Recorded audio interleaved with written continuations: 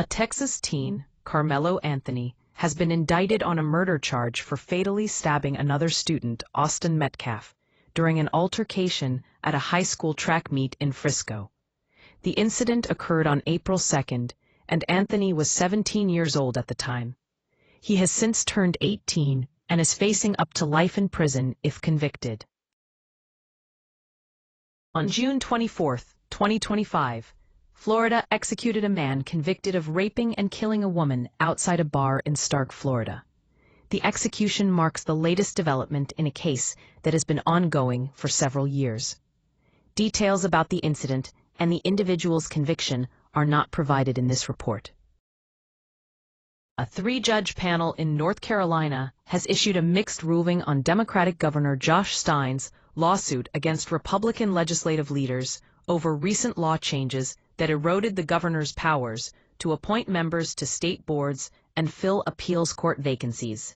The panel unanimously struck down as unconstitutional a portion of a law limiting the governor's ability to choose judges for the state Supreme Court and intermediate-level Court of Appeals.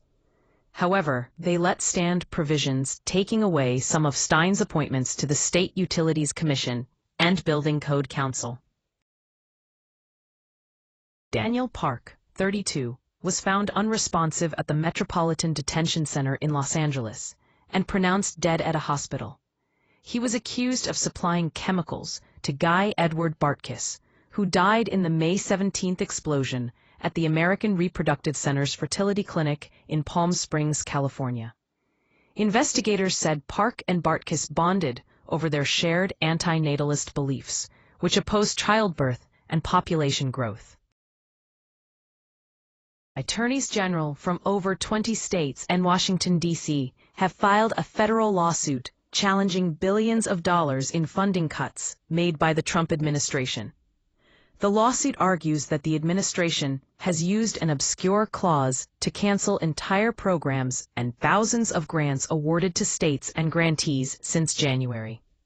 The plaintiffs claim this is an unlawful slash-and-burn campaign to cut federal grants, affecting essential programs like crime prevention, food security, and scientific research. A plan by Senate Energy Chairman Mike Lee to sell over 3,200 square miles of federal lands has been ruled out of the Republicans' big tax and spending cut bill due to a violation of Senate rules. The proposal aimed to transfer millions of acres of public lands in the West to states or other entities for use as housing or infrastructure. Democrats and environmental groups oppose the plan, citing concerns over clean water and wildlife protection. The ruling by Senate parliamentarian Elizabeth McDonough comes as the Trump administration moves to rescind a 2001 rule blocking logging on national forest lands.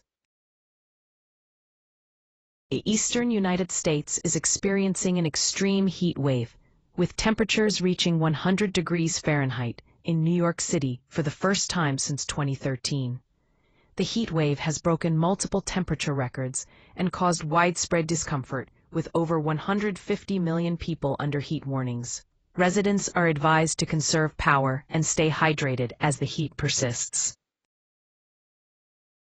U.S. Senator Chuck Grassley has called on the Trump administration to address a growing backlog and management problems at the Public Safety Officers Benefits Program, which provides benefits to families of deceased or disabled first responders.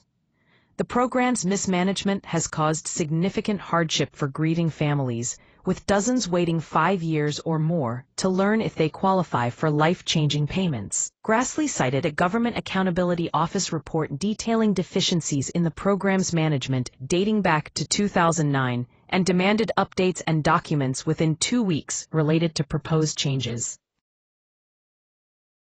Atlanta police have charged 3 men and a juvenile with hate crimes after they pulled down LGBTQ+ pride flags and cut them up at an intersection in the city's Midtown neighborhood. The incident occurred on June 24, 2025, at around 1:40 a.m., when officers received calls about 6 males causing a disturbance near Piedmont Avenue and 10th Street. Investigators found that the individuals had coordinated their plan to destroy the flags, which are a symbol of the city's LGBTQ+ community. The 4 suspects were taken into custody after fleeing from police on motorized scooters. They have also been charged with obstruction, criminal damage to property, conspiracy, and prowling. Georgia law allows 17-year-olds to be automatically charged as adults. Tropical Storm Andrea, the first storm of the Atlantic hurricane season, has formed in the Atlantic Ocean. According to the National Hurricane Center, Andrea was located 1,205 miles west of the Azores on June 24, 2025. With maximum sustained winds at 40 miles per hour and traveling east-northeast at 17 miles per hour. The tropical storm is expected to weaken and dissipate by Wednesday night, posing no hazards to land. The Wisconsin Supreme Court has delivered a victory for environmentalists in the battle over forever chemicals, known as PFAS, issuing a ruling that allows state regulators to force landowners to clean up emerging pollutants before they are officially designated as hazardous substances. The 5-2 ruling is a defeat for the state's powerful business group, which had argued the state couldn't enforce regulations on substances before they were officially designated as hazardous.